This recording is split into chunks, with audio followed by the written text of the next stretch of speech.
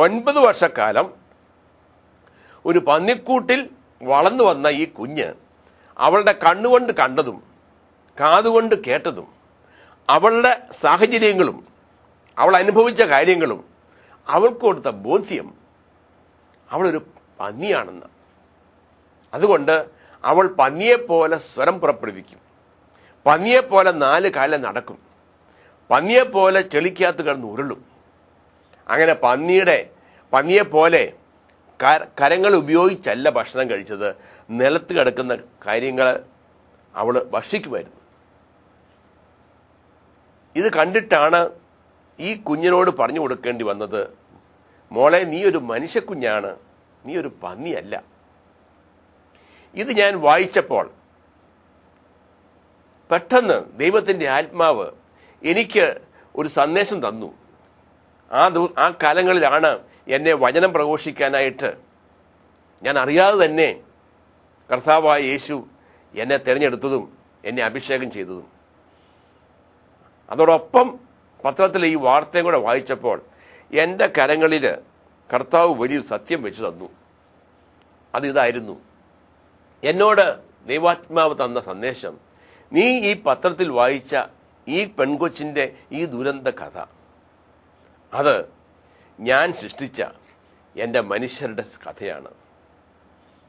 കാരണം മനുഷ്യൻ ആ പെൺകൊച്ചിനെ നോക്കുമ്പോൾ ഒരു മനുഷ്യക്കുഞ്ഞായി ഒരു മനുഷ്യക്കുഞ്ഞായി ജീവിക്കേണ്ട ഈ കുട്ടി ഒരു പന്നിയെപ്പോലെ ജീവിക്കുന്നു. അതിനവളെ കുറ്റപ്പെടുത്താൻ സാധിക്കത്തില്ല. അവളുടെ കണ്ണുകളിലൂടെയും അവളുടെ കാതുകളിലൂടെയും അവളുടെ സാഹചര്യങ്ങളിലൂടെയും 9 വർഷക്കാലത്തെ സന്ദേശങ്ങൾ അവൾ ജീവിതത്തിൽ പകർത്തിക്കൊണ്ടിരിക്കുക. അവൾക്കതിന് യാതൊരു കുഴപ്പവും തോന്നുന്നില്ല, ഒരു അബ്നോർമാലിറ്റി തോന്നുന്നില്ല. അവൾക്ക് വളരെ സന്തോഷമാണ് അവളായിരിക്കുന്ന അവസ്ഥയിൽ. അതിൽ നിന്നും ഒന്ന് മാറാൻ പറയുമ്പോഴാണ് അവൾക്ക് അസ്വസ്ഥത കാണിച്ചത്. കാരണം ഈ പത്രത്തിൽ പറയുന്നു, ഈ 9 വയസ്സ് തൊട്ട് 11 വയസ്സ് വരെ 85-ാം ആണ്ടിൽ വന്ന വാർത്ത വരുമ്പോൾ അതിന് 2 വർഷം മുമ്പാണ് അവളെ ഈ പന്നിക്കൂട്ടിൽ നിന്ന് രക്ഷിച്ചത്. 85-ാം ആണ്ടിൽ ഈ കൊച്ചിന് 11 വയസ്സായി. 2 വർഷക്കാലം ഈ കുഞ്ഞിനോട് പറഞ്ഞു കൊടുത്തിട്ടും അവളുടെ ബോധ്യങ്ങൾ മാറിയിട്ടില്ലെന്നുള്ളതാണ്.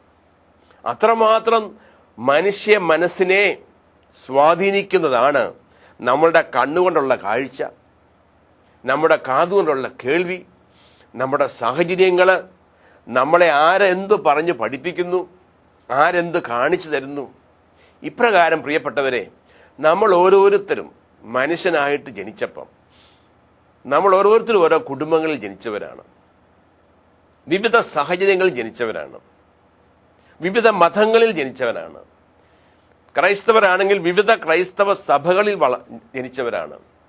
നമ്മളുടെ മാതാപിതാക്കന്മാരിലൂടെ, നമ്മുടെ ബന്ധുമിത്രാദികളിലൂടെ, നമ്മുടെ സ്നേഹിതന്മാരിലൂടെ, നമ്മളായിരിക്കുന്ന സംവിധാനങ്ങളിലൂടെ, നമ്മളെ ആത്മീയമായിട്ട് പഠിപ്പിക്കുകയും നയിക്കുകയും ചെയ്തവരിലൂടെ നമുക്ക് ലഭിച്ച കാര്യങ്ങൾ നമ്മൾ കണ്ണുകൊണ്ട് കണ്ടിട്ടുണ്ട്, കാതുകൊണ്ട് കേട്ടിട്ടുണ്ട്, ബുദ്ധി കൊണ്ട് പഠിച്ചിട്ടുണ്ട്.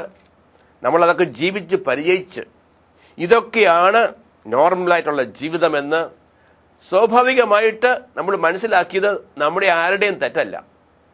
നമുക്കാർക്കും ആ പെൺകൊച്ചിനെ ഒരു പന്നിയെപ്പോലെ ജീവിക്കുന്നത് കൊണ്ട് കുറ്റപ്പെടുത്താൻ സാധിക്കാത്തതുപോലെ എന്നെ കേൾക്കുന്ന എൻ്റെ പ്രിയപ്പെട്ടവരെ, നിങ്ങൾക്ക് എന്നെയോ എനിക്ക് നിങ്ങളെയോ നമുക്ക് ആരെയോ കുറ്റപ്പെടുത്താൻ സാധിക്കത്തില്ല.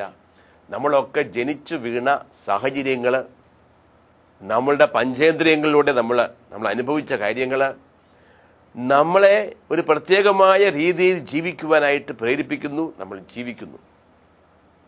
എന്നാൽ നമ്മൾ യഥാർത്ഥത്തിൽ ആരാണെന്നുള്ളത് ദൈവത്തിൻ്റെ വചനം മാത്രമേ വെളിപ്പെടുത്തുകയുള്ളൂ. കാരണം വചനം ദൈവമാണല്ലോ, നമ്മൾ കേട്ട് കഴിഞ്ഞു. വചനം ദൈവമാണ്, ആ വചനം സത്യമാണ്, ആ വചനം കണ്ണാടിയാണ്, എൻ്റെ ആത്മാവിൻ്റെ കണ്ണാടിയാണ്. ഞാൻ ആരാകാൻ വേണ്ടി സൃഷ്ടിക്കപ്പെട്ടതെന്ന് വചനമാണ് കാണിച്ചു തരേണ്ടത്. ആ കുഞ്ഞിനെ പോയി പഠിപ്പിച്ചു കൊടുക്കുകയാണ്, മോളെ നീ പന്നിയല്ല, നീ മനുഷ്യക്കുഞ്ഞാണെന്ന് പറഞ്ഞു പഠിപ്പിക്കുന്നത് പോലെ എന്നെയും നിങ്ങളെയും സൃഷ്ടിച്ച ദൈവം നമ്മളോട് പറഞ്ഞു തരണം, നമ്മളെ പഠിപ്പിക്കണം, നമ്മളെ കാണിച്ചു തരണം. ദൈവമായ ഞാൻ നിങ്ങളെ സൃഷ്ടിക്കുമ്പോൾ നിങ്ങൾ ആരായിരിക്കുവാൻ വേണ്ടിയാണ് ഞാൻ നിങ്ങളെ സൃഷ്ടിച്ചത്. എന്നാൽ നിങ്ങളിപ്പോൾ ആരാണ്? ഞാൻ നിങ്ങളെ നോക്കി കരയുന്നു. ദൈവത്തിൻ്റെ വചനം ജെറമ്യായുടെ പുസ്തകത്തിൽ എഴുതിയിട്ടുണ്ട്. നമ്മുടെ കർത്താവായ ദൈവം പറയുന്നു, ഞാൻ രഹസ്യത്തിൽ നിങ്ങളെ നോക്കി കരയുകയാണ്. തീർച്ചയായിട്ടും നമ്മളൊന്ന് ചിന്തിക്കുക, ആ പെൺകൊച്ച്, ആ പന്നിക്കൂട്ടിൽ വളർന്ന ആ പെൺകൊച്ച്, അതിനെ ഓർത്ത് അതിൻ്റെ പിതാവ് എന്തുമാത്രം കരയണം.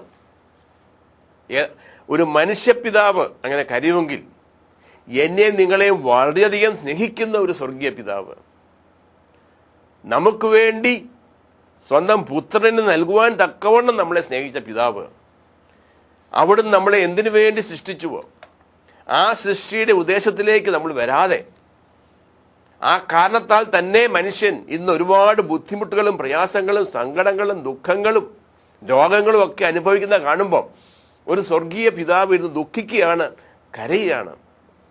അപ്പൊ ഈ അവസ്ഥയിൽ നമുക്കൊരു മാറ്റം വരുത്താൻ സാധിക്കുമോ? സാധിക്കും എന്നുള്ളതാണ് ഏറ്റവും വലിയ സന്തോഷകരമായ ഒരു വാർത്ത.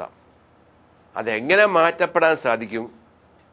ഞാൻ എപ്രകാരം എൻ്റെ സ്വർഗീയ പിതാവിൻ്റെ ആഗ്രഹം അനുസരിച്ച്, ആ സ്വർഗീയ പിതാവിൻ്റെ പ്ലാൻ അനുസരിച്ച് എൻ്റെ ജീവിതം ക്രമപ്പെടുത്താൻ സാധിക്കും? ഇതൊക്കെ നമുക്ക് പറഞ്ഞു തരേണ്ടത് ദൈവമാണ്, മനുഷ്യൻ അല്ല.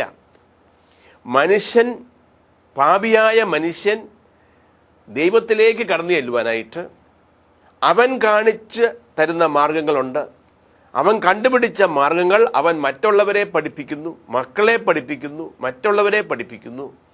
പക്ഷെ അവൻ പഠിപ്പിക്കുന്നതും അവൻ കാണിച്ചു തരുന്നതുമായ കാര്യങ്ങൾ ഈ വചനപ്രകാരമല്ലെങ്കിൽ ഒരിക്കലും ദൈവം നമ്മൾ ആരാകാൻ വേണ്ടി സൃഷ്ടിച്ചുവോ ആ രീതിയിൽ നമ്മൾ ആരും ആകത്തില്ല. നമ്മൾ ദൈവത്തിൻ്റെ പദ്ധതിയിലേക്ക് കടന്നു വരണമെങ്കിൽ, ദൈവം നമുക്ക് വേണ്ടി കാത്തു സൂക്ഷിച്ചു വച്ചിരിക്കുന്ന ഒരു വലിയ സന്തോഷകരമായ ജീവിതത്തിലേക്ക് കടന്നു വരണമെങ്കിൽ നമ്മൾ യഥാർത്ഥത്തിൽ ആ സത്യങ്ങൾ ഇവിടെ കണ്ടെത്തണം. അതുകൊണ്ടാണ് ദൈവവചനത്തിൻ്റെ പ്രാധാന്യം. ഇന്ന് പാപിയായ മനുഷ്യന്റെ പ്രത്യേകതയാണ്, ഒന്നെങ്കിൽ ദൈവത്തിൻ്റെ വചനം പൂർണ്ണമായിട്ട് മാറ്റിവെക്കും, അല്ലെങ്കിൽ ചില മനുഷ്യര് കബളിക്കപ്പെടുകയാണ്.